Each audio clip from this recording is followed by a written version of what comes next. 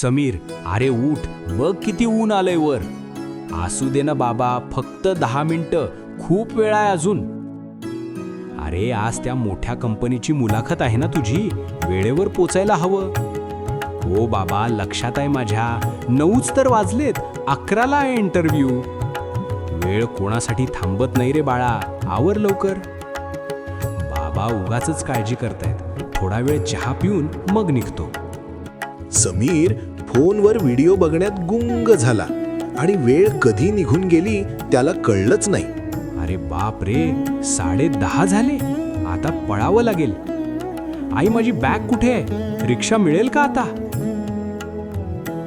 धावत पळत समीर बस स्टँडवर पोचला, पण गर्दीमुळे त्याला बस मिळाली नाही. काका प्लीज लवकर चला, माझं करिअर धोक्यात आहे. अखेर समीर ऑफिसला पोचला, पण तोपर्यंत 11:30 वाजून गेले होते. सॉरी साहेब, वेळ संपली. साहेब निघून गेले. बाबा बरोबर म्हणत होते, मी खूप मोठी संधी गमावली. गेलेली वेळ कधीच परत येत नाही.